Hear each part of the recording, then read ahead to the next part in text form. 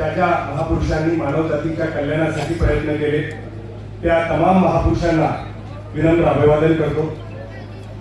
सिंदखेड राजा विधानसभा महाविकास आघाडीचे अधिकृत उमेदवार लोकप्रिय उमेदवार डॉक्टर राजेंद्र शिंगणे साहेब यांच्या प्रचारार्थ आपण या ठिकाणी जमलो आहोत। सन्माननीय विचारपीठ आणि विचारपीठासमोरील आपण सर्व सन्माननीय मित्रांनो, अत्यंत महत्त्वाची अशी ही निवडणूक आहे।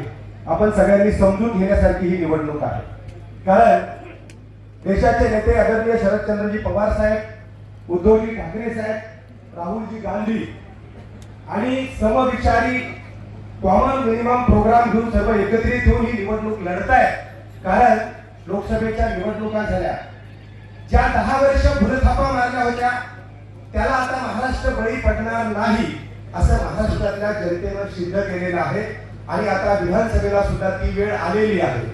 कारण आपण जर काल उद्धव ठाकरे साहेबांचं स्टेटमेंट पाहिलं असेल मुलाखतीमध्ये, तर त्यांनी स्पष्ट सांगितलं की आमच्या तिन्ही पक्षापैकी ज्याच्या जागा जास्त येतील त्यांचा मुख्यमंत्री होईल आणि पवार साहेबांनी राजेश टोपे असतील, राजेंद्र शिंगणे असतील, त्यांना कुणालाही मुख्यमंत्री केलं तरी चालेल। ही आपल्यासाठी अत्यंत महत्त्वाची गोष्ट लक्षात घेतलं पाहिजे। अशा पद्धतीने विचार करणारी माणसं इथे आहेत। राहुलजी गांधी साहेबांनी स्पष्ट सांगितलेलं आहे की आरक्षणाचा प्रश्न जात न्याय जनगणना करावी लागेल, त्याशिवाय मार्गी लागणार नाही। आमचं सरकार आलं की आम्ही पहिल्यांदा ते करू, त्या पद्धतीने आम्ही पुढे जाऊ।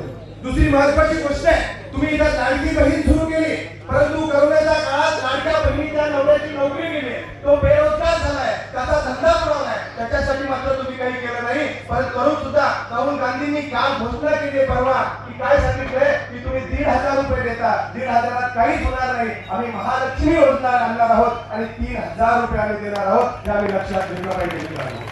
उद्धव ठाकरे साहेबांनी सांगितलं की कर्मचाऱ्यांसाठी तुम्ही जुनी पेन्शन योजना बंद केली, आमचं सरकार जर महाराष्ट्रात आलं तर आम्ही परत एकदा जुनी पेन्शन सुरू करणार आहोत। म्हणून कर्मचाऱ्यांसाठी, शेतकऱ्यांसाठी, महिलांसाठी, युवकांसाठी, इथल्या सामान्यांसाठी हे काम करणारं सरकार येणं अपेक्षित आहे मित्रांनो। म्हणून आपण जागृत होणं गरजेचं आहे, एक होणं गरजेचं आहे आणि आपण पुढे जाणं गरजेचं आहे, समजून घेतलं पाहिजे। मी आता रोज समृद्धी महामार्गाने येणं जाणं करतो, समृद्धी महामार्ग केला, अरे समृद्धी महामार्गात हजारो कोटीचा घोटाळा केला, 2 वर्षात 60,000 कोटीचा रोड केला, आज गड्डे पडलेले आहेत आणि कितीतरी अपघात त्या ठिकाणी होत आहेत। म्हणजे यांनी समृद्धी महामार्गावर अपघात केला, तुमच्या आमच्या जीवाशी खेळत आहे।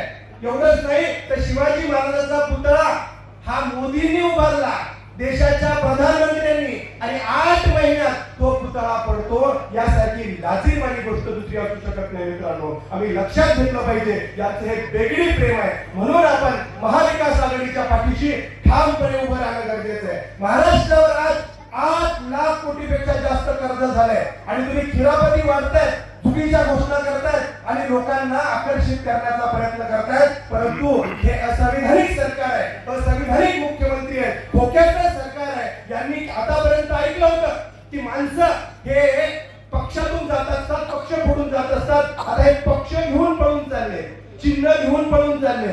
कशा पद्धतीने लोकशाही धोक्यात आली आहे, संविधान धोक्यात आलं मित्रांनो, आम्ही समजून घेतलं पाहिजे। म्हणून आज आपल्या सिंदखेड राजा मतदारसंघामध्ये 25 वर्षाचे आमदार आहेत, 18 वर्ष मंत्री होते आणि आज महाराष्ट्रभर एकमेव 18 वर्ष मंत्री असणारे जे राजेंद्र शिंगणे साहेब आहेत, 1 रुपयाचा भ्रष्टाचार न केलेले मंत्री, 1 रुपयाचा भ्रष्टाचार न केलेले आमदार कोण असतील तर राजेंद्र शिंगणे साहेब आहेत। आपण समजून घेतलं पाहिजे, एक सज्जन माणूस आहे। राजकारणामध्ये सज्जन माणसं फार कमी असतात। अरे जातीपातीचं राजकारण केलं नाही, जात विचारली नाही, धर्म विचारला नाही, कुणी गेला तर शिफारस पत्र हजर आहे, फोन हजर आहे, भेटीगाठी हजर आहे। कोरोनाच्या काळात तब्येत ठीक नसताना सुद्धा शिंगणे साहेब गावागावात फिरलेले, आपण लक्षात घेतलं पाहिजे मित्रांनो। आज आपल्याला चांगल्या माणसाच्या पाठीशी उभं राहण्याची गरज आहे आणि तुतारी समोर बटन दाबून त्यांना प्रचंड बहुमताने आपल्याला विजयी करायचंय। कारण तुतारी सांगते की महिलांचा अब्रू धोक्यात आहे,